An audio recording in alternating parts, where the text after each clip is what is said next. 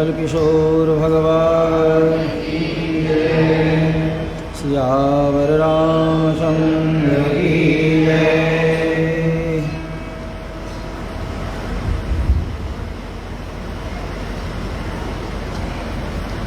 जगन्यंता अखिल कोटि ब्रह्मांड के स्वामी रघुनंदन रामभद्र श्री राम की कृपा से इस स्थल पर वाल्मीकि मानस की चर्चा चल रही है। भक्तों पर भगवान की कृपा दृष्टि है, इसका प्रमाण है भक्त लोग यथासमय उपस्थित होकर और इस कालक्षेप में इस कार्यक्रम में सहभागी बनकर और समय का सदुपयोग कर रहे हैं। समय बहुमूल्य है, इसका मूल्य आंकना मनुष्य के वश की बात नहीं। ऋषि महर्षियों ने बार बार लोगों का ध्यान आकृष्ट कराया है। जीवन में यदि कुछ करना चाहते हो तो समय अर्थात काल, काल अर्थात परमात्मा, तो काल को महत्व दो, वृथा उसे व्यतीत मत होने दो। तुम्हारा जीवन बहुमूल्य है।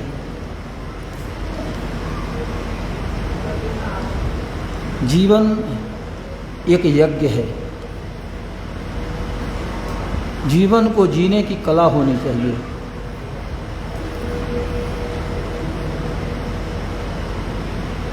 यज्ञ तभी सफल होता है जब उसमें सत्य और समर्पण का भाव गुम्फित हो, जुड़ा हुआ हो। बाधाएं आती रहती हैं, लेकिन सत्य और समर्पण ये दोनों जब साथ होते हैं तो जीवन यज्ञ पूर्ण होता है।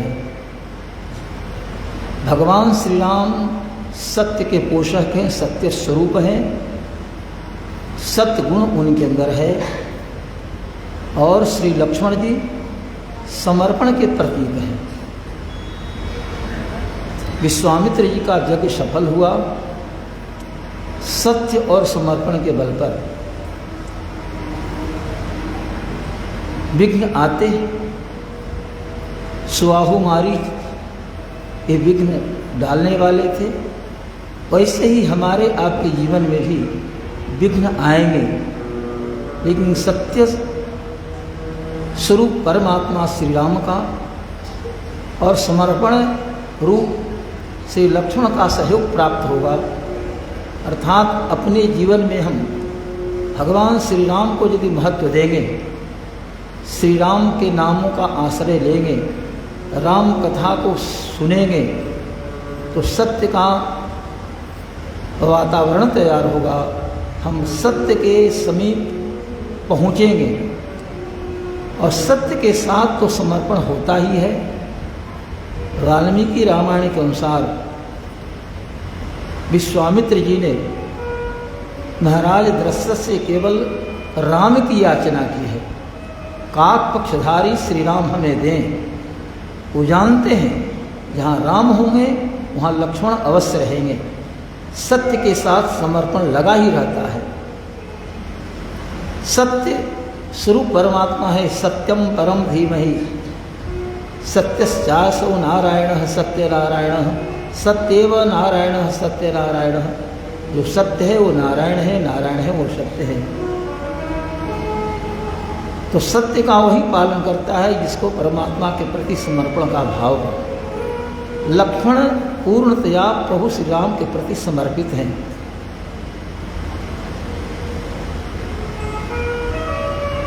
तो सत्य और समर्पण दोनों का संग हुआ तो विश्वामित्र जैसे दुर्धर्ष ऋषि का कार्य जो अशक्य था, श्री राम के अलावा और किसी के द्वारा संभव नहीं था कि अगस्त से शापिता उस ताड़का का वध कर सके, सुबाहु मारीच को यथास्थान लगा सके। किसी मानव में ये शक्ति नहीं थी। भगवान श्री राम ने अपनी बुद्धिमता, चातुर्य, गंभीरता, औदारी का भी परिचय दिया। उदारता इस बात में मानवास्त्र का प्रयोग किया। सीतेषु नामक मानवास्त्र, सीतेषु अर्थात मनुष्य गेंद जैसे या राक्षस गेंद जैसे आकाश में यहाँ से दूरी तक चला जाएगा। पत्ते उड़ते हैं या बच्चे पतंग उड़ाते हैं, एक रस्सी पतली या धागा, उसके सहारे पतंग उड़ता कहाँ से कहाँ चल जाता है। उसी प्रकार से सीतेषु मानवास्त्र का काम ही, वो राक्षस मरेगा नहीं या जिस पर चलाया जाएगा उसकी मृत्यु नहीं होगी, लेकिन जितनी हमारी रुचि है, जितनी दूर उसे हम फेंकना चाहें वहाँ वो जाकर गिरेगा। 400 कोस दूर समुद्र किनारे गिरा। इस श्री राम का ही वैशिष्ट है, मानव में शक्ति नहीं। इस सत्य से अर्थात परमात्मा का जो सत्य स्वरूप है, सत्य गुण विशिष्ट परमात्मा है, इससे विश्वामित्र वाकिफ थे। इसलिए उन्होंने यज्ञ दीक्षा लेने के बाद मौनावलंबन किया। श्री राम को क्या करना है, रामानुज अर्थात राम के छोटे भाई को क्या करना है, ऋषियों ने बता दिया। पहले से संकेत था ही, तो निर्विघ्न यज्ञ पूर्ण हुआ। विश्वामित्र कृतकार्य हुए, चित्त प्रसन्न हुआ। रात्रि व्यतीत हुई सिद्धाश्रम में। सिद्धाश्रम मतलब उस यज्ञशाला में ही। श्री राम और लक्ष्मण ने भी अपने गुरु के साथ उसी यज्ञशाला में रात्रि बिताई। क्योंकि 5 रात्रि 5 दिन तो सो नहीं पाए, छठे दिन भी ऐसे रहे, नींद भी दूर रही, भूख प्यास तो कहीं किनारे। गुरु जी ने वो जो भला की भला विद्या दी थी, वो होता क्या है, मंत्र समूह है और क्षुप एक जड़ी होती है, बरियार उसको कहते हैं। अब उसमें वर्तमान में शक्ति नहीं है, लाल लाल जड़ी।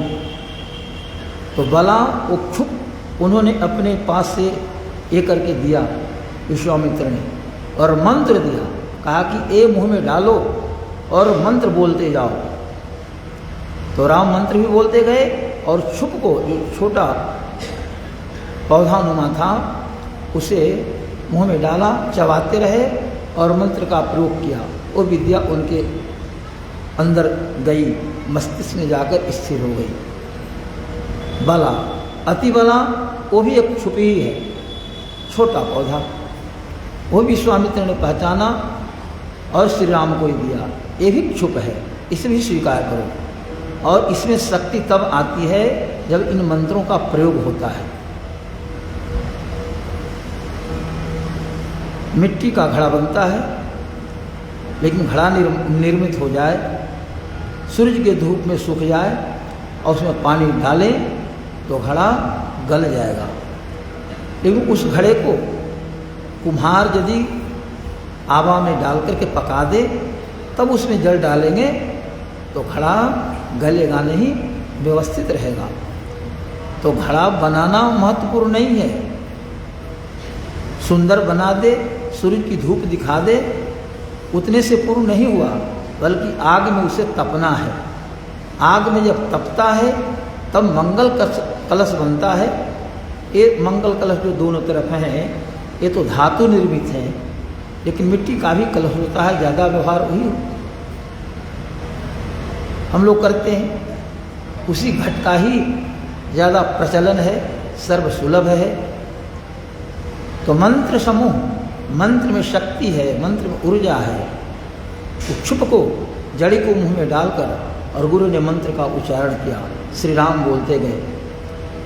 ये वाल्मीकि के अनुसार, क्योंकि वाल्मीकि ने केवल श्री राम को मंत्र दिया और श्री राम ने लक्ष्मण को ये दोनों विद्याएं दी। मानस के अनुसार दोनों को विश्वामित्री ने विद्या सिखाई। जिस उद्देश्य से श्री राम का वहाँ आगमन हुआ, कार्य पूर्ण हुआ, अतः विश्वामित्र जी बड़े प्रसन्न हैं। प्यारे श्री राम, आयुष्मान लक्ष्मण, आप दोनों ही रात्रि में यज्ञशाला में ही विराम करें। विशाल यज्ञशाला बनी थी, अन्य ऋषिगण भी प्रसन्नचित्त हैं, सब उन्होंने यज्ञशाला में ही विराम किया। हृदय हर्षोल्लास से पूर्ण है। रहा मनोवांछित कार्य की पूर्णता हो जाती है तो हृदय में प्रसन्नता होती ही है। ऋषि की साधना पूर्ण हुई। आगे स्वयं विश्वामित्र जी ने कहा था, उल्लेख आया है कि मैं तो हिमालय के उपत्यका प्रदेश में मेरी अपनी जो सगी बहन सत्यवती, जो सदेह स्वर्ग चली गई थी, सदेह स्वर्ग जाने वाले बहुत कम हुए, नगण्य हैं, लेकिन विश्वामित्र जी ने श्री रामभद्र को सुनाते और बताया कि मेरी सगी बहन सत्यवती जो मुझसे बड़ी थी, वो सदेह स्वर्ग चली गई अपने पति की सेवा के बदौलत, पतिव्रता नारी थी। और मेरी बहन की चाह से ही मेरी उत्पत्ति हुई। उसके पति ऋचिक ने प्रयास किया, सदैव वो स्वर्ग चली गई, लेकिन स्वर्ग जाकर स्वर्गीय सुखों का मैं आनंद लूँ, स्वर्ग में रहकर अप्सराओं का नर्तन देखूं, स्वर्ग में रहकर इंद्र या अन्य देवों के साथ विचरण करूं, ये उसे अभिप्रेत नहीं था। तो मेरी बहन जन कल्याण के लिए, जगत कल्याण के लिए नदी रूपा हो गई। हिमालय के पुत्री के रूप में वो प्रकट हुई, जिसे कोशी कहते हैं, नाम है कौशिकी, कुश की कन्या। उस कुश वंश में कुशनाग के पुत्र गाधी हुए और गाधी के पुत्र विश्वामित्र हैं। स्वयं इन्होंने चर्चा सुनाई है। तो देखिए श्री राम, मुझे कौशिकी नदी के तट पर रहना अत्यंत प्रिय है, क्योंकि वो नदी मेरी साक्षात अपनी सगी बहन है। तो उस नदी के साथ मेरा एक आत्मीय लगाव है, हृदयगत संबंध जुड़ा है। तो मैं उस नदी के तट पर ही रह करके साधना करता था। लेकिन इस सिद्धाश्रम को मैंने जाना तो लगा कि जितने समय में मैं हिमालय के उपत्यका प्रदेश में रहकर साधना करूँगा,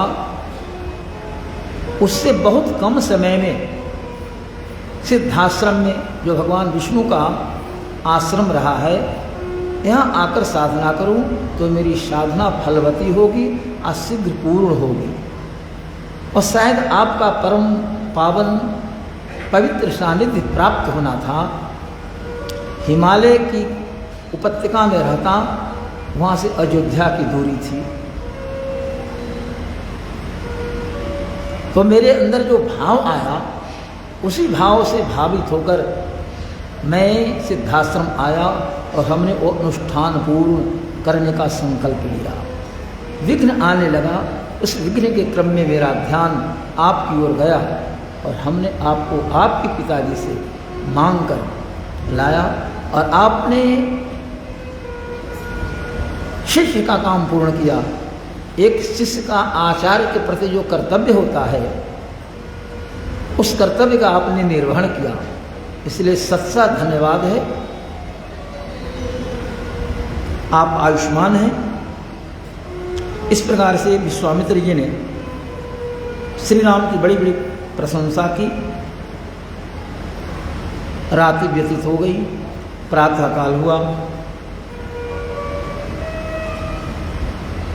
प्रातःकालिक जो क्रियाएं हैं, स्नान, संध्या वंदन, सूर्य को अर्घ्य देना, ये सब काम श्री राम प्रतिदिन करते थे, तो उन्होंने ये सब काम पूरे किए और ये सब काम पूर्ण हो गया। अन्य ऋषियों के साथ श्री राम और लक्ष्मण विश्वामित्र के पास जाते हैं, क्योंकि रात्रि में तो साथ में थे, लेकिन क्रिया संपादन के लिए सब लोग अलग अलग हो गए थे। सबने स्नान किया, संध्या बंदन से निवृत्त हो गए, तो अन्य जो ऋषिगण थे उन सबों को साथ लेकर और अपनी तपश्चर्या से विश्वामित्र ने कहा था कि वो साधना आपके सहयोग से पूर्ण हुई।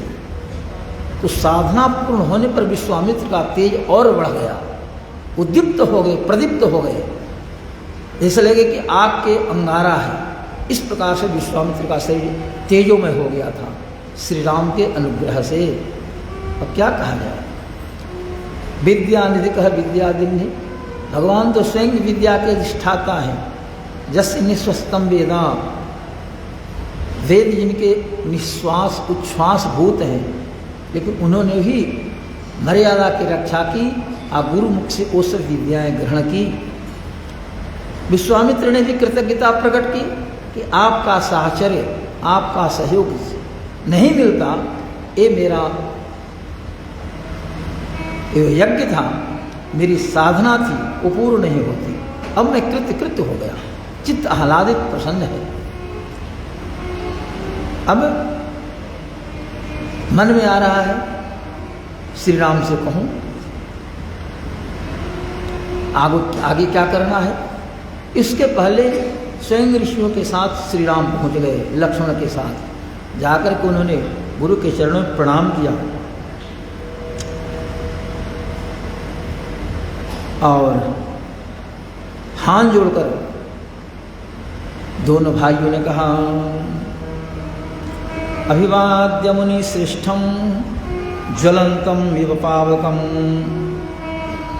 उचितुः परमोदारम वाक्यम मधुरभाषिणौ। विश्वामित्र अग्नि के समान प्रज्वलित हो रहे थे। आहा, क्या बात, क्या साधना का प्रभाव होता है। आग जैसे प्रज्वलित रहती है, कोयले की आग देखते हैं, लकड़ी की आग को देखते हैं, उसी प्रकार से विश्वामित्र अग्नि के तेज के साथ प्रज्वलित बैठे थे।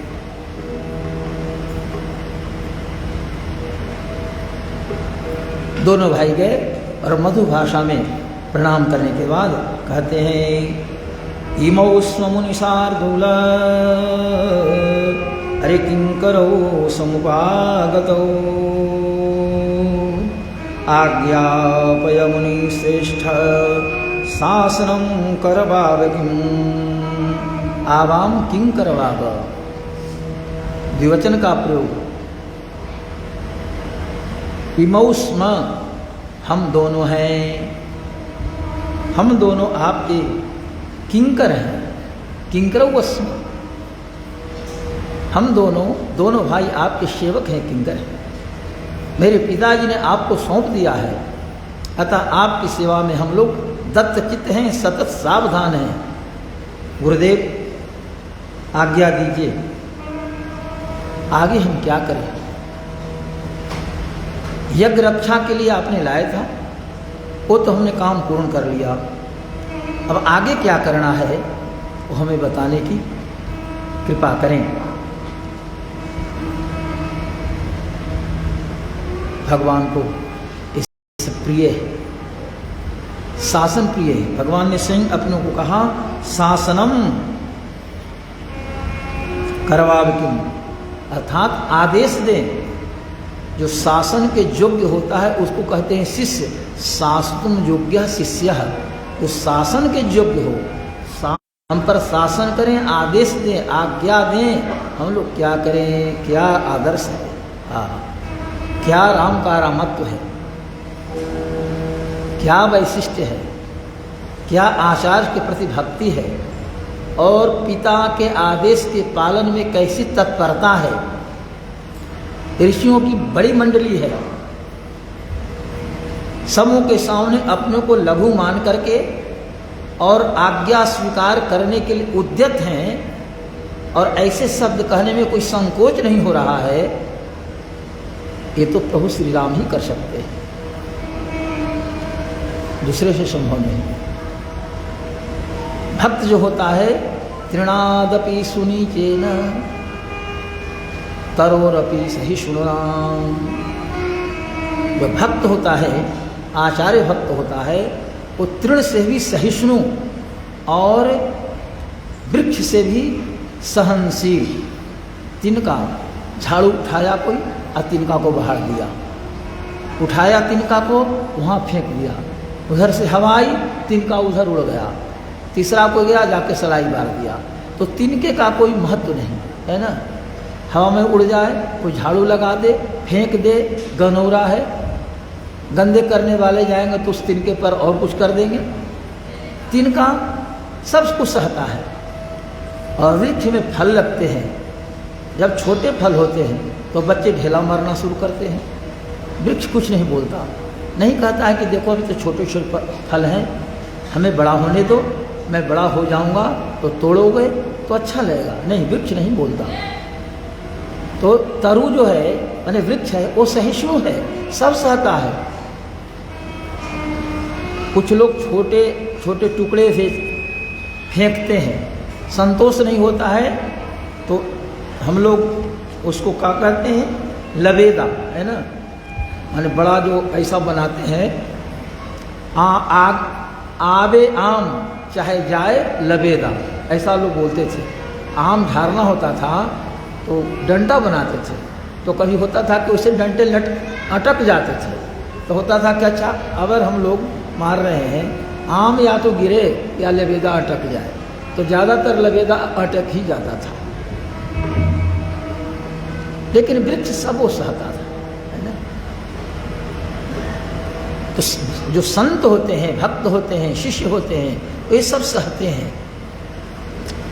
एक महाराज जा रहे थे घोड़े पर, मौसम यही गर्मी था, वृक्ष में फल लगे थे, एक बच्चा ढेला चला रहा था, महाराजा को ढेला जाकर लगा, अर्थात आम तो नहीं गिरा लेकिन आम के पत्तों से स्पर्श करते ढेला आगे गया, उसने देखा नहीं और उनको चोट लग गई। चोट भी लगी कि आंख प्रभावित हो गई। सेवक पीछे थे, महाराजा ही थे, पकड़ लिया उस बच्चे को और लाया महाराजा के पास। इसको दंड के लिए आदेश दे, क्या इसके दोनों हाथ काट लिया जाए, मौत के घाट उतार दूं, महाराज का जो आदेश हो। ये सच्ची घटना है महाराज रणजीत सिंह की। तो महाराज ने कहा, इस बच्चे को पकड़कर आप लोगों ने लाया, इसने ढेला फेंका, टुकड़े फेंके, मुझे लग गया, मैं प्रभावित हो गया, बात अच्छी है, लेकिन ये ढेला फेंक कहाँ रहा था? तो सेवकों ने कहा कि आम पर फेंक रहा था। कहा कि उससे होता क्या है? तो ढेले से आम गिरते हैं। आम का उपयोग कौन करता है? तो मनुष्य करता है। महाराज ने कहा, वृक्ष जड़ है, बोल नहीं सकता, चल नहीं सकता, एक स्थान पर खड़ा है, लेकिन उस पर यदि ढेले फेंके जाते हैं तो बदले में वो आम देता है कि खाओ और प्रसन्न रहो, और मैं राजा होकर के इस बच्चे को दंड दूं, ये मेरा धर्म नहीं है, इसलिए क्षमा कर दिया कि नहीं। ढेले फेंकने से वृक्ष जो जड़ है वो फल देता है, तो मेरे ऊपर यदि ढेले पर गए, चोट लग गई तो मैं बच्चों को दंड दूं, नहीं नहीं, ऐसा नहीं। देखिए, ऐसा अवसर आया तो उनकी चर्चा चल रही है, क्योंकि उन्होंने समय को पहचाना और सत्य का निरूपण किया। सत्य ही है, वृथा अभिमान नहीं होना है। हम राजा हैं, हम ऐसे हैं, वो वृथा नहीं। राम जी का स्मरण नहीं हो, राम जी का चिंतन नहीं हो और ऐसे समय बीत जाए, वो वृथा है। भगवान की कथा शेष सब व्यथा और वृथा। शेष कथा भजन के अतिरिक्त सब वृथा माने झूठ है और व्यथा माने कष्ट है। राज वृथा गजराज वृथा, हरिराज वृथा गजराज वृथा, बनिता सुवृता सब साज वृथा,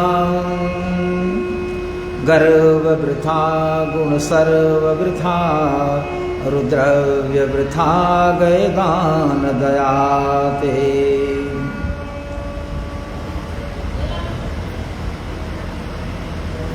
यार वृथा मन मित्र, मित्र भी वो व्यर्थ है। यार वृथा परिवार वृथा, संसार वृथा गुरु नित्य चेताते। संसार परिणामी है, परिवर्तनशील है। वृथा का मतलब परिणामी, परिवर्तनशील। आज जैसा देख रहे हैं कल वैसा संसार नहीं रहेगा, ऐसा आचार्य गुरु सदैव बताते हैं, चेताते हैं कि समझो जैसा तुम आज हो कल नहीं रहोगे। आज का छोटा बच्चा कुछ दिन में बड़ा होगा, बड़े के बाद युवा होगा, प्रौढ़ होगा, अब पुनः धीरे धीरे वृद्ध होगा, एक रूप नहीं रहेगा। ये सब चलायमान है। चलम चित्तम चलम वित्तम चलम जीवन जौवने, चला चले ही संसारे धर्म एको ही निश्चल है।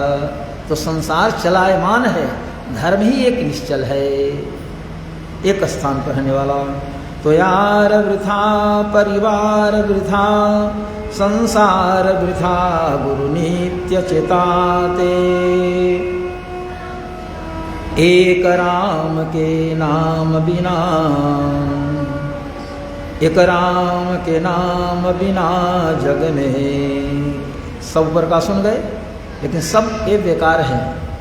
राम जी का नाम यदि मुँह में नहीं आया, राम जी के चरणों में प्रेम नहीं हुआ, एक राम के नाम बिना जग में धिक्कार सभी चतुराई की बातें।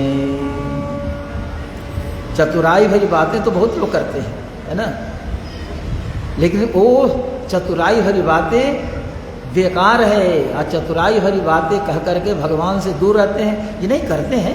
कौन ऐसा? हमारे घर में ही भजन होता है, पूजन होता है, ये है। तो 17 को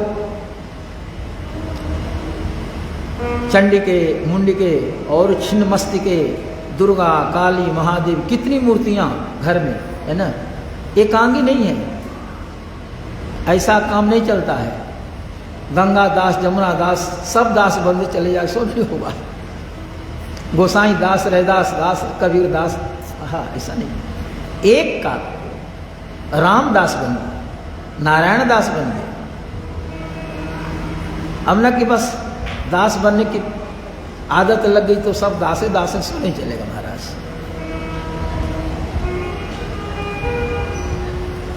एक राम के नाम बिना जग में धिक्कार सभी चतुराई की बातें। स्पष्ट शब्दों में कहा कि बस धिक्कार है उस व्यक्ति को जो चतुरतापूर्ण बात करता है लेकिन राम से दूर रहता है। अतः चतुराईपूर्ण बातें नहीं करनी, बल्कि राम से नेह लगाना है, राम से अपने आप को जोड़ना है।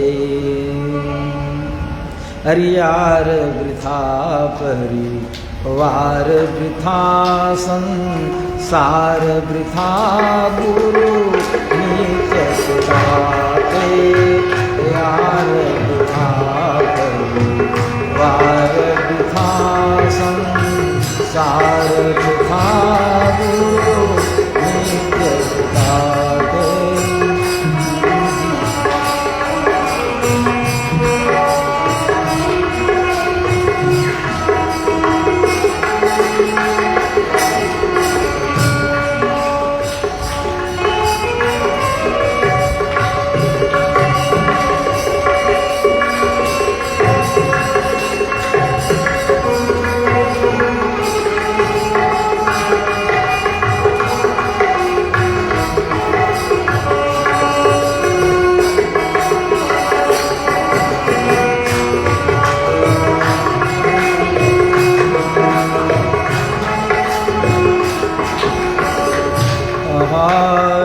गर्व वृथा सर्व वृथा, द्रव्य वृथा गए ज्ञान दया के गर्भ आगे।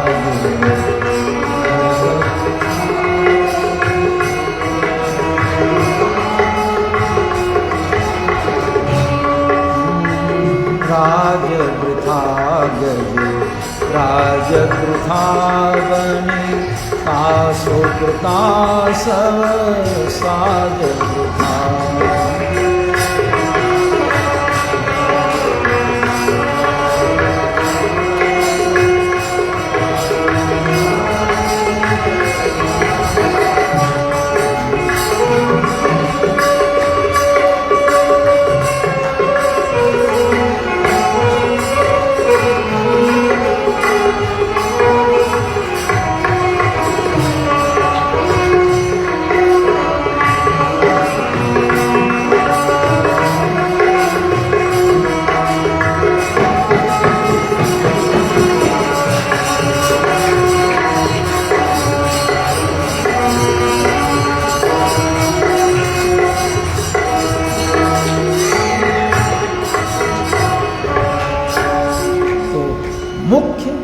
अभिप्राय कहने का ही एक राम के बिना संसार में सारी बातें वृथा है। बड़ी अच्छी पत्नी है, बोलती है ठीक से,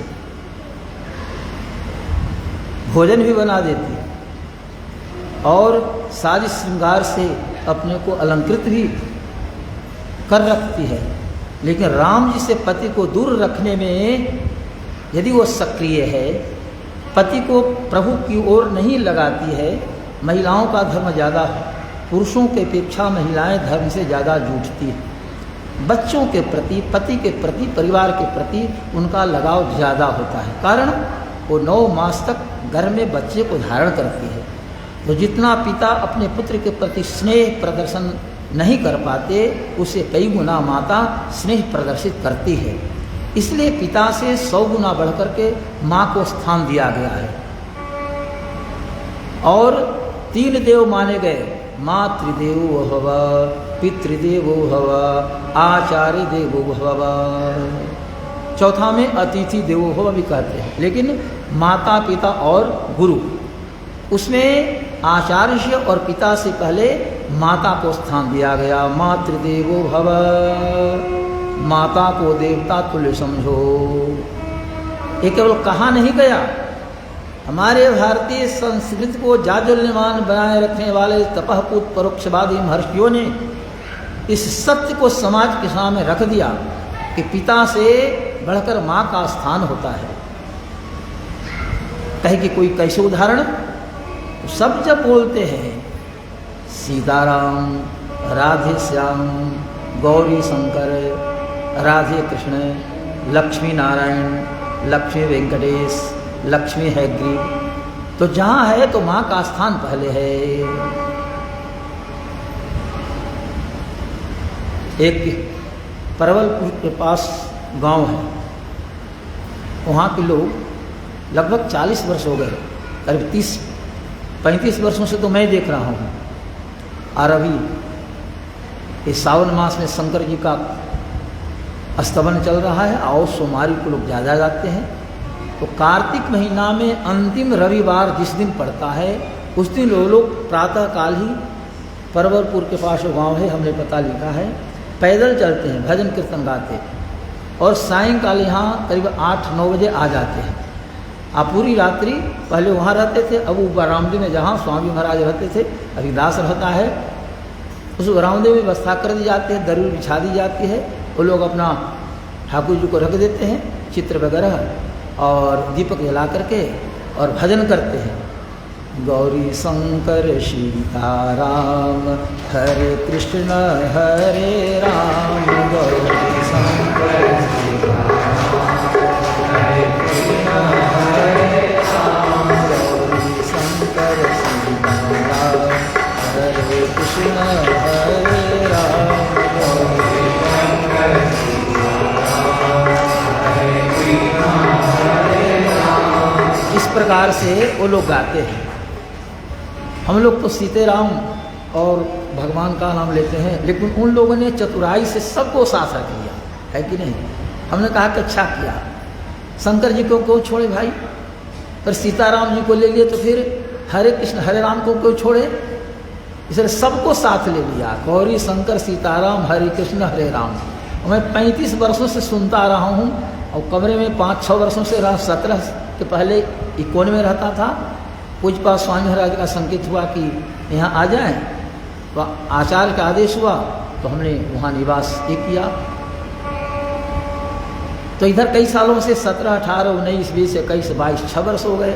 इस साल भी लोग आए थे, तो रात भर सुनता रहता हूँ, गौरी शंकर सीताराम हरे कृष्ण हरे राम। अब स्वर बदल बदल कर गाते हैं।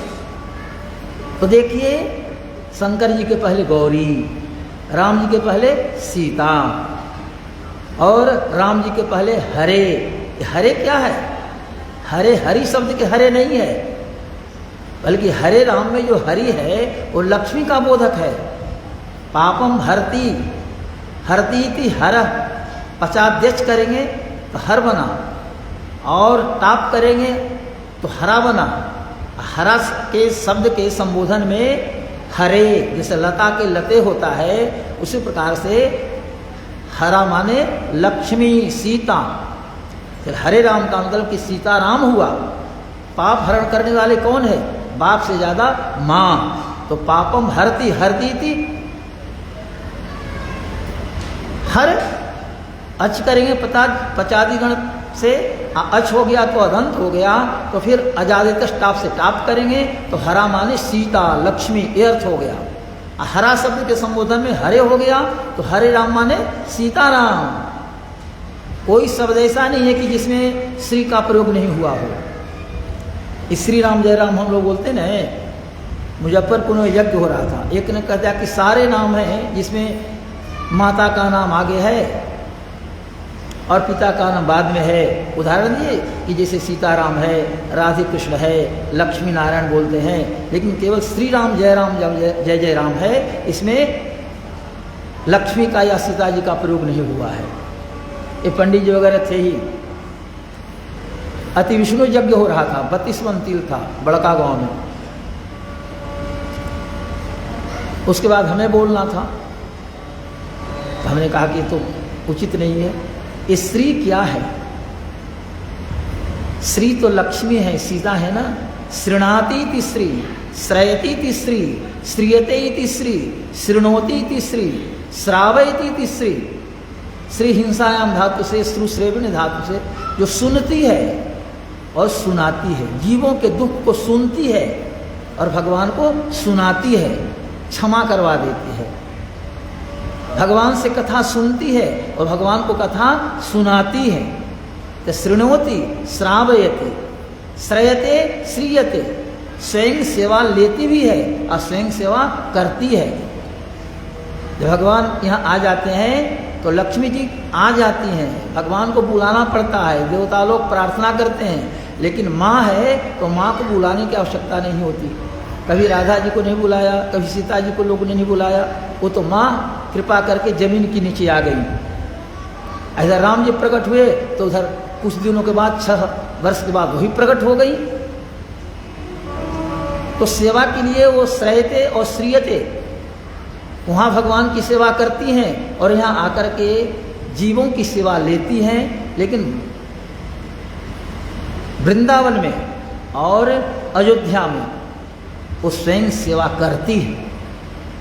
तो श्रयते, श्रीयते, शृणोति, श्रावयति, ये सब तो श्री का अर्थ है। तो श्री माने सीता, श्री माने लक्ष्मी। कैसे कोई कह देगा कि श्री राम जय राम में सीता जी का नाम नहीं है? तो ये हमने जब कहा तो उनको प्रिय नहीं लगा, है कि नहीं? तो मंच से उठ करके चल दिए। तो पीछे से कुछ लोग गए कि महाराज रुके रुके, तो उन्होंने अंग्रेजी में कहा, डोंट टच माय बॉडी, मेरे शरीर को स्पर्श मत करें, है ना। तो हमने कहा कि गच्छन्तु, छोड़ दो उनको, जाने दो महाराज को। स्वामी जी महाराज थे। उस दिन लोगों ने कहा कि आज स्वामी जी महाराज मंच पर न जाएं, आज केवल छोटे स्वामी जी चले। गाँव वालों ने कहा कुछ बात ऐसी थी। स्वामी ने कहा ठीक है, आप लोग करें तो मैं नहीं जाऊँगा, यही जाए। तो मैं गया। हम लोग समझ रखे थे कि आज मंच पर कुछ होना है। भाई पंडिताई की बात अलग होती है, लेकिन भक्ति की बात अलग होती है। हमारी धारणा है कि भगवान का कोई भी नाम ऐसा नहीं है जिसमें लक्ष्मी जी का संसर्ग नहीं है। एकाकी चिंतन करने से हानि होती है। रावण ने केवल सीता जी का हरण किया और लक्ष्मी को अपनाने का प्रयास किया, नाश हो गया। जब लक्ष्मी अकेले आती हैं तो सब लोग जानते हैं कि उल्लू पर आती हैं, और आती हैं तो धन देती हैं, तो 2 लात मारती हैं, तो दौलत माने 2 लात मारती हैं। कहाँ मारती हैं? छाती में। तो जिसको धन पैसा हो जाता है, रुपया हो जाता है, दौलत वाला, तो तन जाता है। क्योंकि लक्ष्मी जी ने 2 लात यहाँ दी तो लाती लगने से छाती चौड़ी हो गई। हाँ, हम धनवान हैं, दौलत वाले हैं। तो आती है तो 2 लात देती है, और जब जाने लगती है तो पीठ पर मारती है, तो मुंह के भरे लोग गिर जाता है कि नहीं? दिवालिया हो गए, धन चला गया। इसलिए लक्ष्मी की एकाकी सेवा नहीं, लक्ष्मी की सेवा नारायण के साथ, राम की सेवा सीता जी के साथ। सीताराम सीताराम, इस प्रकार से राधे श्याम ये कहना है। तो माँ का स्थान, इसलिए विश्वामित्र जी ने कहा कौसल्यासु प्रजा राम पूर्वा संध्या प्रवर्तते। दशरथ जी का नाम नहीं लिया, कौसल्यासु प्रजा राम, पूर्वा संध्या प्रवर्तते। पूर्व में सूर्य का उदय हो रहा है, तो जैसे सूर्य के उदय होने से अंधकार समाप्त होता है, वैसे ही आप सूर्य वंश में उत्पन्न हुए हैं, तो आपके उदय लेने, आपके अवतार लेने से संसार में जो भय का वातावरण है, अंधकार है, वो अंधकार दूर होगा। कौशल्या ने आपको इस रूप में एक किया है। आप देव कार्य के लिए यहाँ पधारे हैं, सबको अभय देने वाले, निर्भय देने वाले। प्रातःकालिक क्रियाओं के माध्यम से भगवान को लोग प्रसन्न करते हैं। कई रूप में हमारे आचार्यों ने इसका अर्थ किया है। इसी प्रकार के एक श्लोक और भी आया, जब सोनभद्र के तट पर विश्वामित्र जी प्रथम दिन रुके हैं, तो राम लक्ष्मण को जगाना था। इसी प्रकार का श्लोक का उच्चारण किया है। तो कहने का अभिप्राय कि हमारा चित्त, हमारा मन भगवान के चरण में लगे। तुलसी सोई चतुरता जे राम नाम लवलीन, वही चतुरता है। चतुर व्यक्ति वही कहेगा जो राम नाम में लवलीन रहेगा। तुलसी सोई चतुरता जे राम नाम लवलीन, परधन परमन हरन को उल्टा बड़ी प्रवीण। उल्टा मन वेश्या, वो दूसरे का धन हरण करती है, मन हरण करती है, तो ये तो सामान्य महिला भी कर देती है। चातुर तो उसके पास भी है, गा करके और धन हरण कर लेना, ये चातुरी नहीं है। चतुरता वहाँ है जब हमारा मन प्रभु के चरणों में लग जाए, राम के नाम में लवलीन हो जाए। सीताराम सीताराम सीताराम सीताराम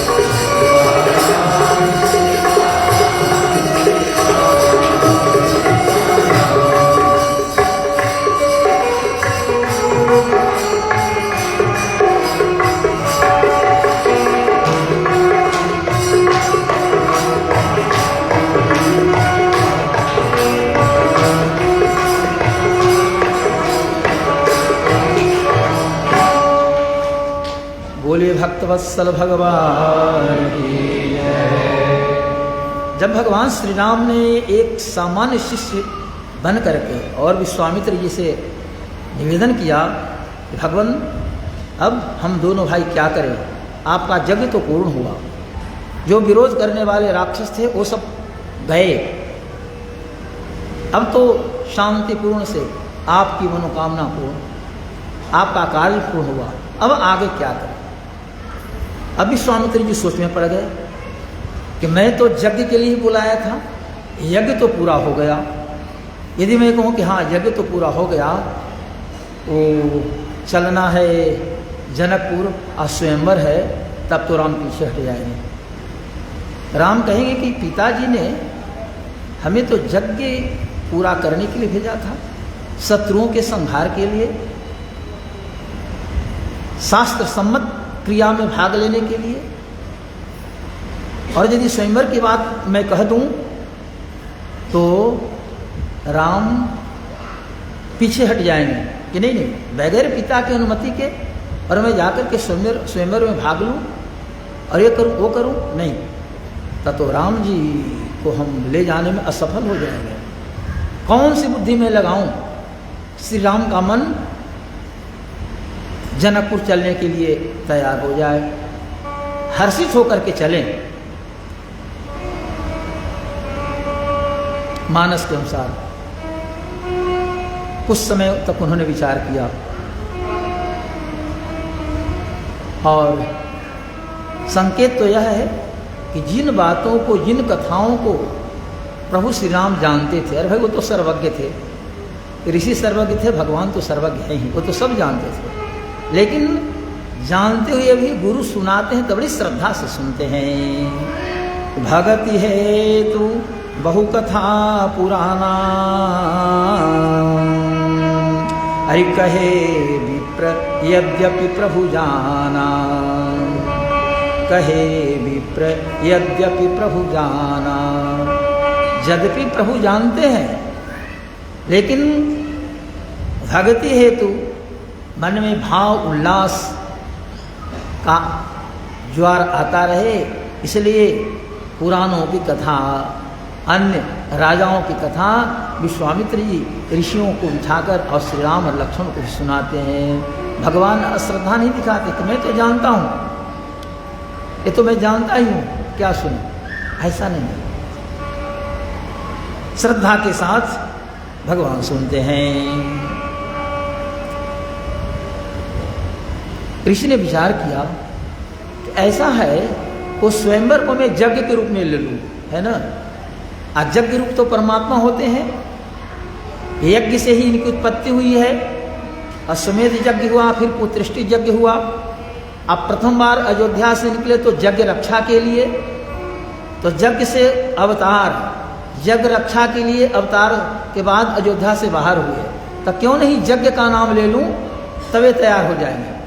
स्वयंवर की बात कहूँगा तो घसक जाएंगे, तैयार नहीं होंगे। तो सोच समझ करके विश्वामित्र जी ने कहा, तब मुनि सादर कहा बुझाई, आचरित एक प्रभु देखिए जाई। धनुष यज्ञ सुनि रघुकुल नाथा, स्वयंवर नहीं शब्द का प्रयोग किया, धनुष यज्ञ, यज्ञ है, ये देखिए ऋषि की चतुरता। भगवान मुस्कुराए, क्या गुरुदेव हमसे भी आप छिपा रहे हैं, अरे मैं तो समझ ही रहा हूँ कि क्यों वहाँ हमें ले जा रहे हैं, लेकिन स्वयंवर नहीं कह करके और यज्ञ कह रहे हैं। अरे धनुष यज्ञ सोनी रघुकुल, धनुष यज्ञ सोनी रघुकुल, धनुष यज्ञ सोनी रघुकुल, धनुष यज्ञ सोनी रघुकुल, हरषि चले मुनिवर के साथ, हरषि चले मुनिवर के साथ, हरषि चले मुनिवर के साथ, हरषि चले मुनिवर के साथ।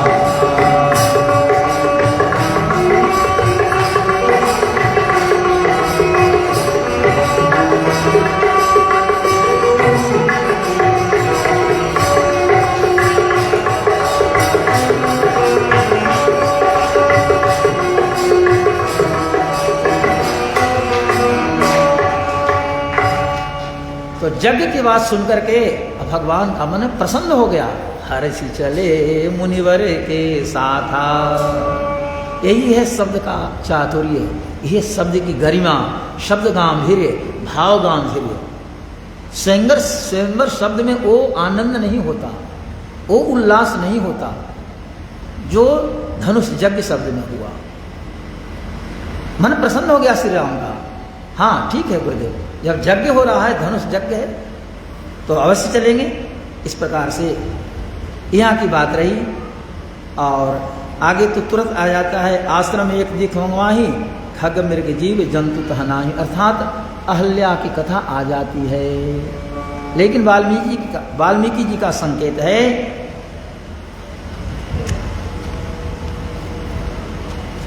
विश्वामित्र जी ने कहा, प्यारे श्री राम, अब हम लोग मिथिला चलेंगे।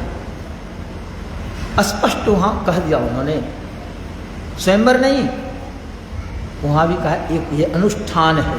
एक क्या अनुष्ठान है, उसमें मैं निमंत्रित हूँ। महाराज जनक ने मुझे निमंत्रण भेजा है। अन्य भारतवर्ष के तपोधन ऋषि महर्षि भी वहाँ जा रहे हैं, मैं भी वहाँ जा रहा हूँ। मैं चलने वाला हूँ, तो मेरी रुचि है तुम दोनों भाई भी साथ चलो। और वहाँ एक धनुष रत्न है, बड़ा दिव्य धनुष है, अलौकिक धनुष है, उसे तेज निकलता रहता है। उसकी अगरु धूप अगरबत्ती पुष्प से प्रतिदिन पूजा होती है।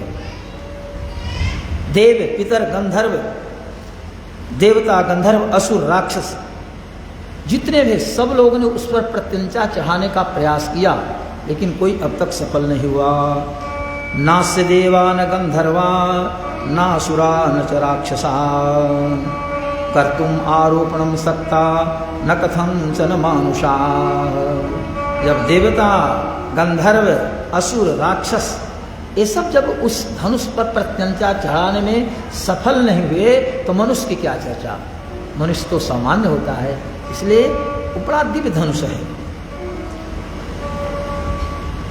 उस धनुष के बल के कितना उसमें शक्ति है, बल है, इसको पता लगाने के लिए राजाओं की टोलियां गई, मिलजुल कर लोगों ने प्रयास किया, लेकिन आज तक किसी को पता नहीं चला कि धनुष में कितना बल है और धनुष कितना भारी है।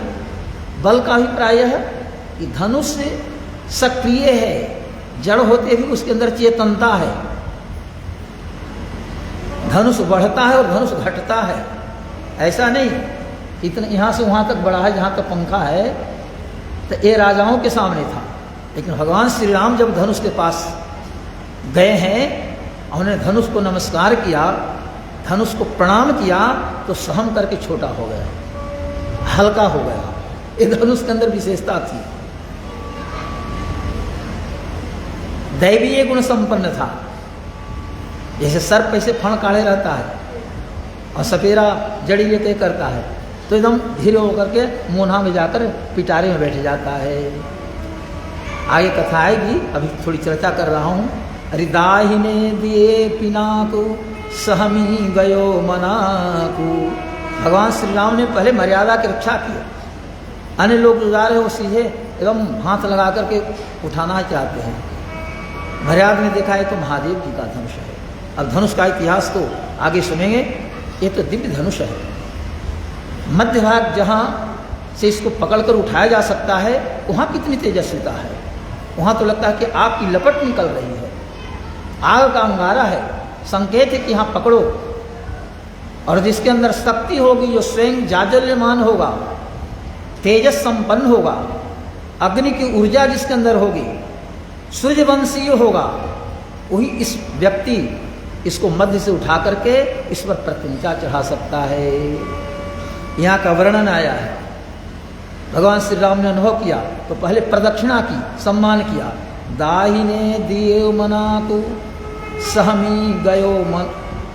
पिनाकु माने धनुष और मनाकु माने छोटा, तो दाहिने दिए पिनाकु सहमी गयो मनाकु।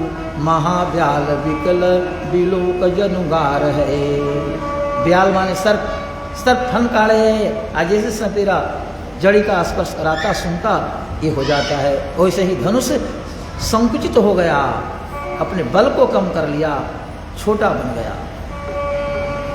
इससे भगवान की महत्ता कमेगी नहीं, बल्कि भगवान की महत्ता बढ़ गई। श्री राम को पहचान रहा है। सारे राजागण आए, वो लोग एक हो गए।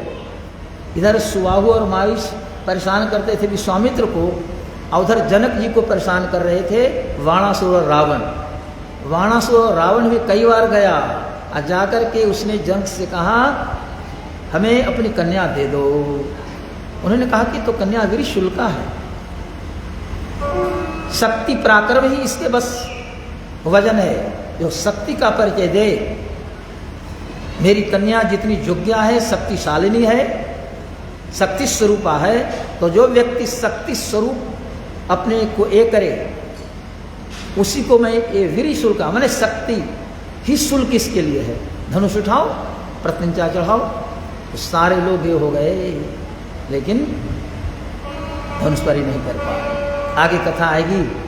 सारे राजा लोग घेर करके 1 वर्ष तक मिथिला को घेर रहे, घेर कर बैठ गए, रसद पानी सब बंद कर दिया। अब स्थिति यही है, अभी यूक्रेन और रूस का युद्ध चल रहा है, 6ठे मास हैं। रूस शक्तिशाली विश्व में था, अमेरिका और, लेकिन रूस के पास अब ऐसी स्थिति हो रही है जैसा कुछ हमें पढ़ने को मिला। यूक्रेन उस पर भारी पड़ रहा है, कीव राजधानी, वहाँ से उसने तो एक किया, और दूसरा नगर से भी रूस के सैनिकों को खदेड़ने की स्थिति है। वहाँ के जो राष्ट्रपति है वो विदेश भागने की स्थिति में है। ऐसी स्थिति समझिए। तो इसके साथ अन्य देश हो गए। परिस्थिति बदलती है, समय बदलता है। उस समय उसने कहा था कि दूसरा कोई व्यक्ति सहयोग करने के लिए आगे आएगा, ऐसा मैं करूंगा जो आज तक इतिहास में नहीं हुआ है। अर्थात परमाणु बम का भी प्रयोग कर सकते, लेकिन जो सहयोग करने वाले लोग थे अग्रणी रहे। और आज की स्थिति, कल जो हमने अनुभव किया, पढ़ा, ये सब प्रभु की लीला है।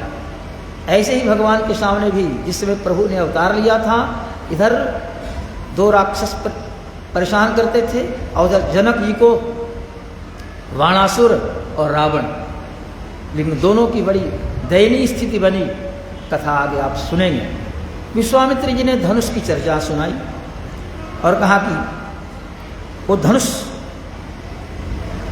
शंकर जी ने जनक के जो पूर्वज थे महाराज देवराज, उनको दिया था। दक्ष यज्ञ विध्वंस किया। दक्ष यज्ञ विध्वंस के बाद देवताओं ने शंकर जी को भाग नहीं दिया था, तो दक्ष के वध के बाद शंकर जी ने धनुष उठाया और कहा कि सारे देवताओं को मैं मार दूंगा, तुम लोग भी दोषी हो। तो देवता लोग भीत हो गए, शंकर जी के शरणागत हुए।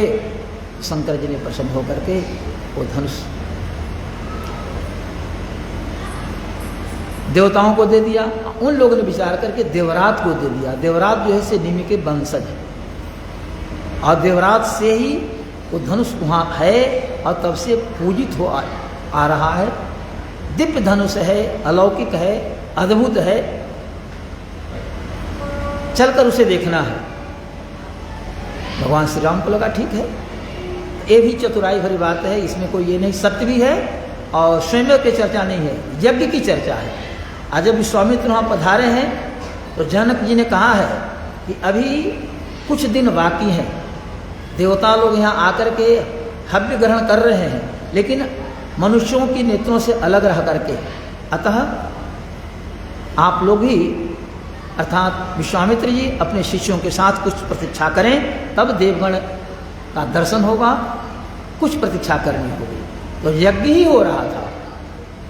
गुरु के कहने पर भगवान श्री राम तैयार होते हैं और वहाँ से यात्रा होती है। 100 गाड़ियाँ साथ में है। जैसे महात्मा लोग हैं, भोजन की सामग्री, पूजा की सामग्री, मसाला पीसना है तो चक्की वगैरह होती है, वही सब लाते।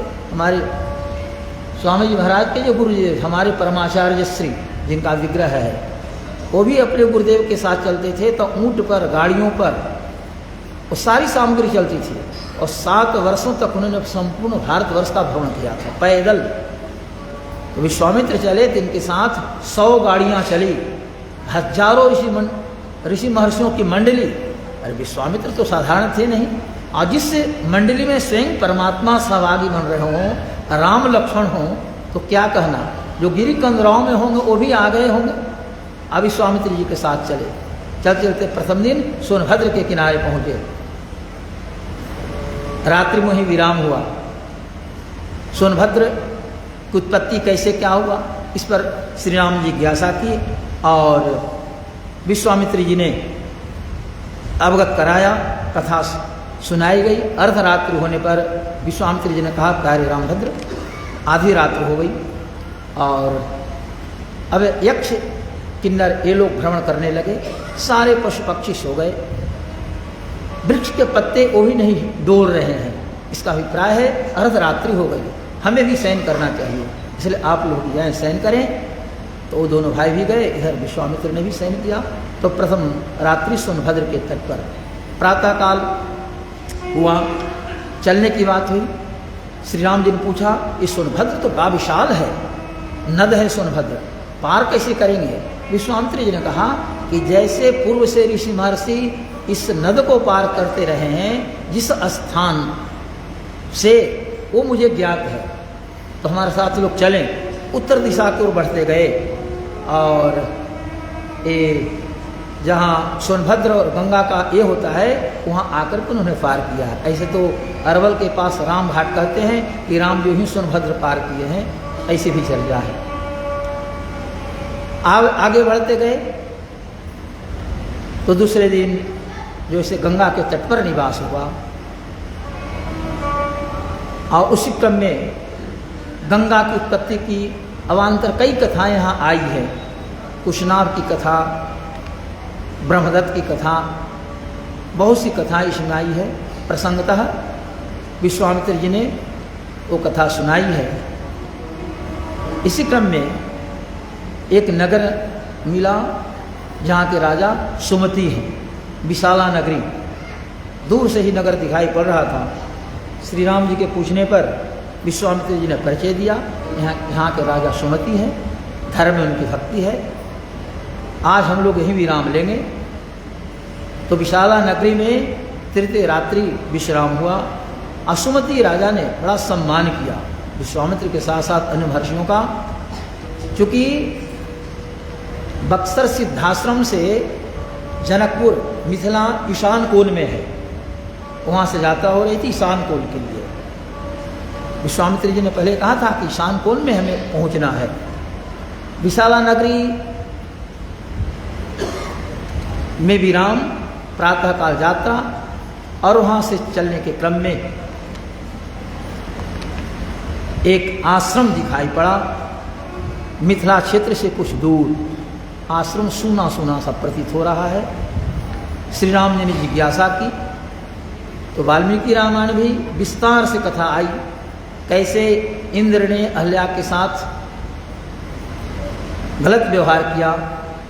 हल कहते हैं पाप को, हल का भाव हल, नहल अहल्य, स्त्रीलिंग में अहल्या होगा, अर्थात निष्पापा। हल माने पाप, हल का भाव हल्य, नहल अहल्य, और ताप करने पर अहल्या, निष्पापा। ब्रह्मा ने कन्या का निर्माण किया, पूरी शक्ति लगा दी, अपूर्व सुंदरी। उस कन्या के लिए देव पितर गंधर्व सब लोग ये हो गए। इंद्र ने चाहा मेरी भार्या बन जाए, लेकिन ब्रह्मा जी ने कहा कि नहीं, किसी के याचना करने पर इस कन्या को मैं नहीं दूंगा। कन्या अपनी रुचि के अनुसार मैं अभी कहीं सुरक्षित रखूं, बाद में जिसके साथ विवाह करना होगा विवाह करूंगा। तो विचार करने के बाद ब्रह्मा जी ने उस कन्या अहल्या को गौतम के आश्रम में लाकर रख दिया। कहा कि महर्षि एक कन्या आपके पास रहेगी और ध्यान रखेंगे इस कन्या पर देवताओं की, असुरों की, सुरों की सबकी दृष्टि है। अतः मैं यहाँ आपके यहाँ रख करके जा रहा हूँ। ब्रह्मा जी चले गए, वर्षों बीत गए। ब्रह्मा जी पुनः आए तो देखा कि उसी रूप में कन्या है। आय ऋषि अपनी साधना में लगे हैं, गौतम साधनारत हैं। बस कन्या तो परकिया होती है, वो धरोहर है, अमानत है। किसी के समान आपके पास कृष्ण रख दिया अटैची झोला, महाराज देखिए आ रहा हूँ थोड़ा, वो सामान में 10,000 रुपये हों, 1 लाख रुपये हों, वो अमानत है, आप उसमें कुछ निकाल नहीं सकते, न किसी को दे सकते। कोई ले जाने लगेगा तो आप रोकेंगे, क्योंकि वो आप पर विश्वास करके गया है। तो कन्या जो है परकिया होती है, अपने घर में जन्म लेती है, लेकिन उस पर पिता का अधिकार नहीं होता है, भाई का अधिकार नहीं होता है। इतना ही अधिकार है कि कन्या को सुयोग्या बना दीजिए, वो गुणवती हो जाए, तब योग्य वर के हाथ में, वो भी दूसरे गोत्र की हो, अपने गोत्र विवाह नहीं करना है। वो कन्या वहन तुल्या होती है, अतः दूसरे गोत्र में उस कन्या को अर्पित कर देना है, दूसरे गोत्रीय वर्ग। तो कन्या तो फर्किया है, अमानत है, गौतम ने ही समझा था। इसलिए कन्या उनके आश्रम में, जैसे आश्रम में विद्यार्थी रहते हैं, ऐसे ही वो एक कन्या वाला जैसे रह गई, आश्रम का कार्य करती, लेकिन कोई परिवर्तन नहीं। इन्होंने भी कुछ ध्यान नहीं दिया। कितने वर्षों के बाद ब्रह्मा आए देखने, तो देखा क्या वैसे ही जैसे मैं समर्पित करके गया था, उस रूप में हल्या है, और गौतम का क्रियाकलाप भी उसी ढंग से चल रहा है जैसे पहले था। कहा कि नहीं, ये तो व्यक्ति है, तपोधन है,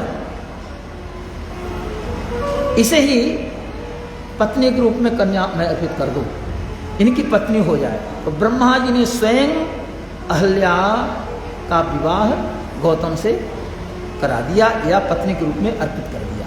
कब से आश्रम में रह रही थी, इसका विस्तार से वर्णन इसमें आया है। एक दिन आश्रम से कहीं बाहर चले गए थे गौतम, इंद्र को मौका मिला, वाल्मीकि का ऐसा ही वर्णन आया है। आश्रम से बाहर थे, इंद्र ने पता लगाया और आश्रम में गया गौतम ऋषि के स्वरूप में, और उसने अहल्या के साथ संबंध की इच्छा की। यद्यपि वाल्मीकि के अनुसार अहल्या ने पहचान लिया कि मेरे पति के रूप में ये इंद्र हैं, तो ये जानकर भी और उसने उससे संबंध स्थापित किया। वाल्मीकि जी का संकेत है कि अहल्या ने पहचान लिया कि दाढ़ी मूछ और सब एक ऐसो मेरे पति का, गौतम ऋषि का, लेकिन है इंद्र। दोनों का संबंध हुआ, और उसके बाद जैसे इंद्र निकलने वाले थे, उसी क्रम में आ गए गौतम, गंगा स्नान करके। बड़ी बड़ी जटाएं हैं, जटा से पानी गिर रहा है, शमिधा लिए, देखा कि एक व्यक्ति मेरा रूप बनाया है। कहा कि रे ये कौन है, मेरा स्वरूप बनाया है, जैसे मैं गौतम उस प्रकार का, ठहर जा। इंद्र भीत हुआ, पहचान लिया गौतम ने, और उसके बाद साप दिया उस तुम्हारे संपूर्ण शरीर में सहस्त्र छिद्र हो जाए। बाद में और सब लंबी कथाएं आती हैं। और अहल्या को शाप दिया कि जाओ तुम पाषाणवत हो जाओ। श्री राम यहाँ आएंगे, उनके चरण का स्पर्श होगा, उनका दर्शन होगा। वाल्मीकि के तो दर्शन की बात नहीं, वाल्मीकि का कहना है कि भगवान श्री राम ने लक्ष्मण के साथ अहल्या के चरणों में प्रणाम किया है। इसका बाद में उनको संकोच लगा कि ऋषि की पत्नी थी, और इसे हमने एक किया, माने मानस के अनुसार और अध्यात्म रामायण के अनुसार परसत पद पावन, यहाँ भगवान ने चरण का स्पर्श किया। लेकिन वाल्मीकि रामायण में वहाँ भगवान ने अहल्या के चरणों में प्रणाम किया है। स्पर्श करते भगवान की जाते ही, और अहल्या का जो श्राप कार्यक्रम था समाप्त हुआ, और लोगों की दृष्टि से ओझल थी वो दिखाई देने लगी।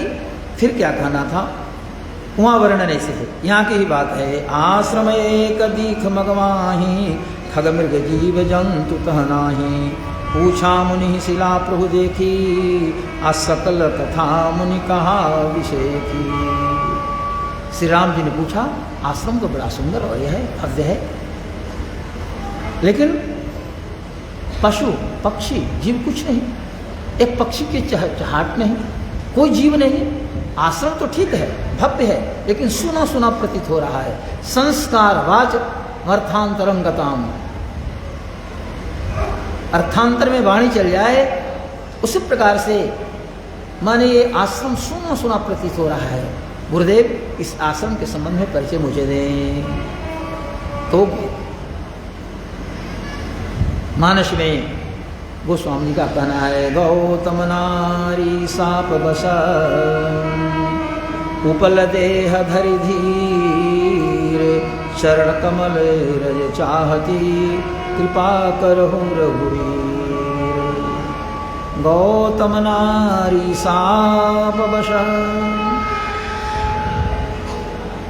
उपल देह धरि धीर, उपल माने पत्थर, चरण कमल रज चाहती, कृपा करहु रघुवीर। आपके चरण कमल के रज को चाहती है, आप अनुग्रह करें, इसका कल्याण हो जाएगा। तो चरण कमलों की धूलि की चाह है। हे रामभद्र, आप अपने चरण कमल की धूलि रज इस पर ये कर दें, इसका कल्याण हो जाए।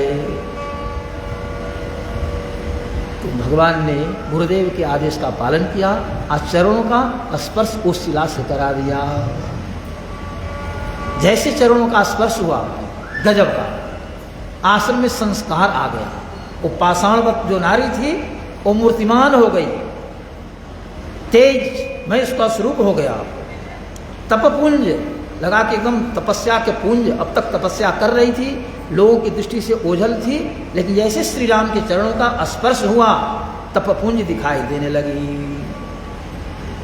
सामने व्यक्ति है, धीरे धीरे जब वो पत्थर से मनुष्य के रूप में हुई, आंखें खोलती है तो देखती है कि श्री राम है। ऐसे अध्यात्म और अन्य जगह वर्णन आया है कि भगवान ने चतुर्भुज रूप में हल्या को दर्शन दिया है, 4 भुजाएं भगवान की हैं, इस रूप में ही वर्णन आया है, लेकिन यहाँ तो भगवान उस रूप में है। तो जैसे भगवान ने चरण कमल का स्पर्श कराया, पर शत पद पावन शोक न सावन, प्रगट भई तप कुंज सहीधर, शत पद पावन शोक न सावन, प्रगट भई तप कुंज सहीधर, शत पद पावन शोक न सावन, प्रगट भई तप कुंज सहीधर, शत पद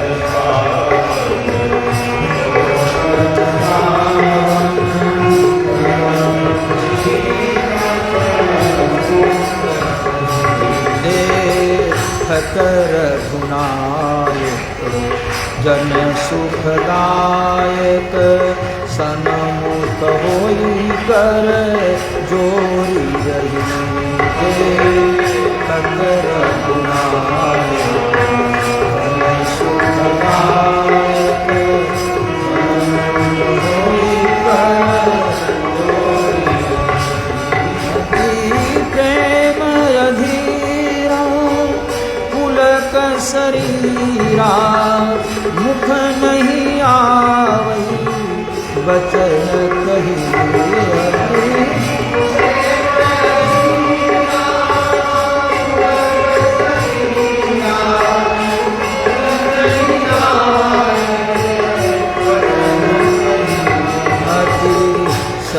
बड़ भागी चरण लागी, जुगल नयन जल भार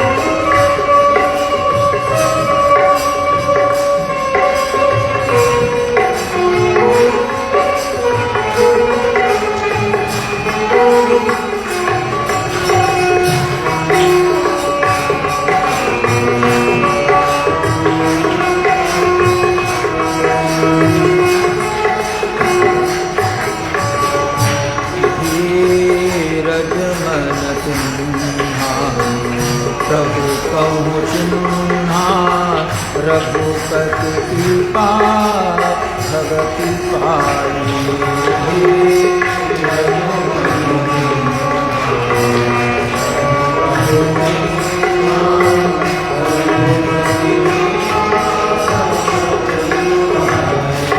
अति निर्मल वाणी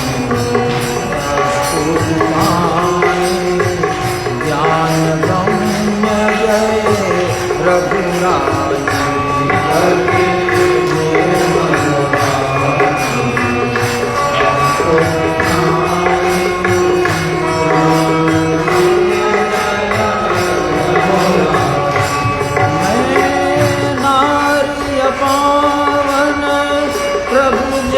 पावन रावण रिपुजन सुखदाई।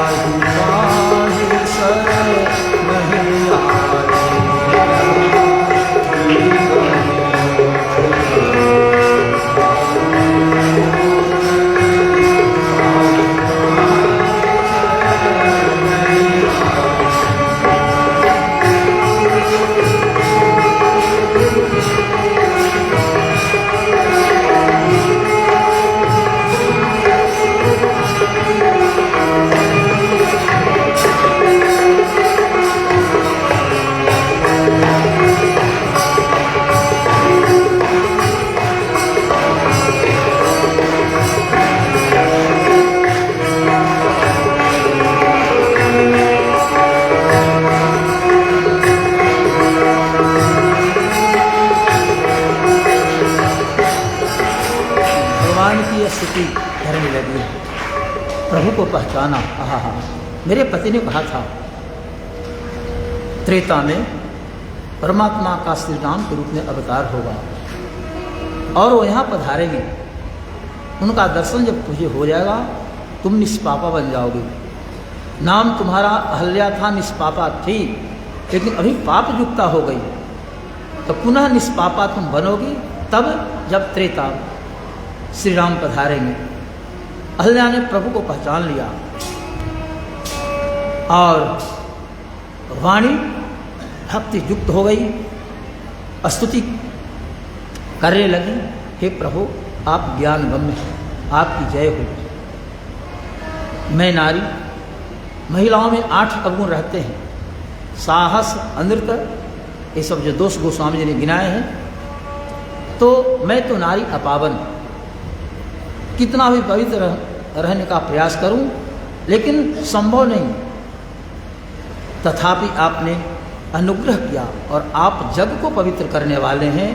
रावण के शत्रु अर्थात रावण पर विजय प्राप्त करने वाले, दशानन को परास्त करने वाले, रावण रिपुजन सुखदाई और जनता जनार्दन को सुख पहुंचाने वाले आप हैं। शत्रुओं को नष्ट करने वाले और भक्तों को सुख पहुंचाने वाले। मैं आपकी योग्या नहीं थी, आप तो जगत को पवित्र बनाने वाले। आपकी दृष्टि में मेरी क्या महत्ता, लेकिन आपने अनुग्रह किया। हे कमल लोचन, राजीव कहते हैं कमल को, तो राजीव विलोचन भव भय मोचन, आपके स्मरण से संसार का भय छूट जाता है। संसार का जो बंधन है, जकड़न है, वो किसी प्रकार का बंधन हो, सोना के सिकड़ रहे कि लोहे का सिकड़ रहे कि चांदी के सिकड़ रहे। अब मैं कहूँ कि 5 आदमी को सोने की सिकड़ से बांधूंगा, 5 को चांदी के और 5 को लोहे से। अब 15 लोगों को रात भर ही रहना है। अब बोले इसमें कौन तैयार होंगे? कोई नहीं तैयार होंगे। हाँ, हो सकता है कोई सोने का सिकड़ तब तो बन जाएंगे। भाई सोने का सिकड़ रहेगा लेकिन भोजन नहीं मिलेगा। अरे तो सिकड़ सोने का हो कि लोहे का हो कि चांदी का हो, सिकड़ तो सिकड़ ही न है, वो बंधन है। बंधन सोने के रहे, चांदी के रहे कि लोहे के रहे, पक्षी को कोई पिंजरा में बंद कर दे, आज सोने का पिंजरा हो, पक्षी को सुख मिलेगा? समझेगा करे सोने का पिंजरा है, नहीं नहीं ऐसा नहीं। इसी प्रकार से संसार बंधन कारक है। अहल्या का कहना है, हे भगवान आप संसार का जो बंधन है वो क्या बंधन है? जन्म और मृत्यु। संसार में लोग जन्म लेते हैं, मरते हैं, ये दोनों बंधन है। जब तक मुक्ति नहीं होगी तो संसार में आना है, मरना है, पुनः माँ के गर्भ में जाना है, आप पुनः जन्म लेना है। पुनरपि जननम पुनरपि मरणम पुनरपि जननी जठरे शयनम जातस्य हि ध्रुवोर्मृत्युर ध्रुवम जन्म मृतस्य च तस्मात् परिहार्यर्थे न तुम शोचितुमर्हसि। इसलिए संसार का जो जन्म मृत्यु का भय है, उस भय से आप मुक्ति दिलाने वाले हैं, भय से छुटकारा दिलाने वाले हैं। हे भगवान, हे रामभद्र, मैं आपके शरण में आई, आप रक्षा करें, रक्षा करें, यही करें। पाही पाही शरण ही जाए, पाही माने रक्षा करें। हे भगवान रक्षा करें, रक्षा करें। अहल्या हृदय से भगवान श्री राम को स्तुति कर रही है। मुनि ने ये साप दिया, बड़ा अच्छा किया। यदि साप मुझे नहीं देते तो आपका दर्शन नहीं होता। तो साप आज वरदान के रूप में फलित हो रहा है। तो मैं मुनि के साप को अनुग्रह मान रही हूं। मुनि साप जो दिन अति भल किन्हा परम अनुग्रह मैं माना श्राप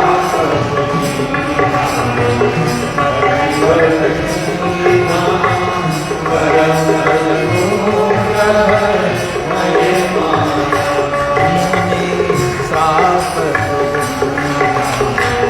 अति भल किन्हा परम अनुग्रह मैं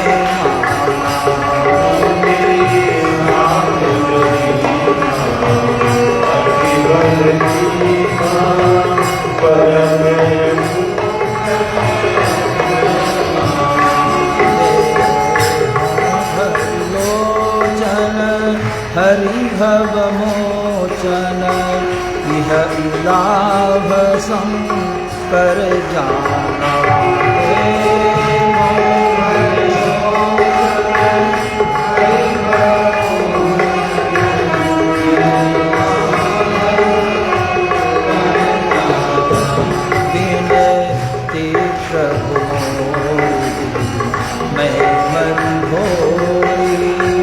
नाथन मानो वरदाना।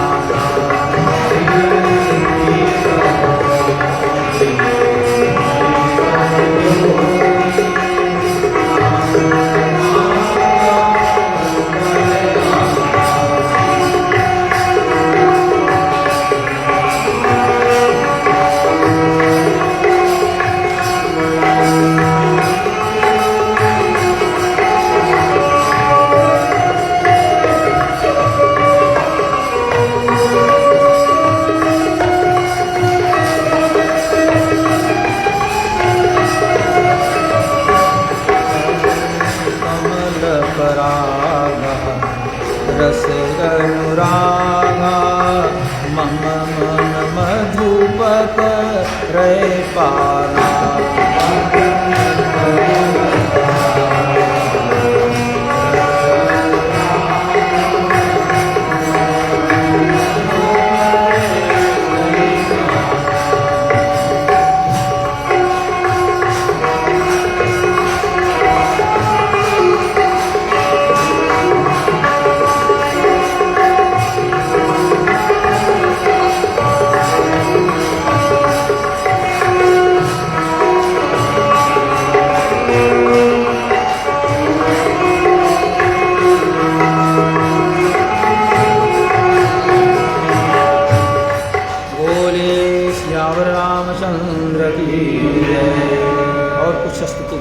विषय है विराम देता हूँ, समय ज़्यादा हो रहा है। सीताराम सीताराम सीताराम कहिए, सीताराम सीताराम सीताराम। राधे राम गाहे गाहे राधे राम गाहे सीताराम सीताराम कहिए गाहे राधे राम गाहे राम सीताराम कहिए गाहे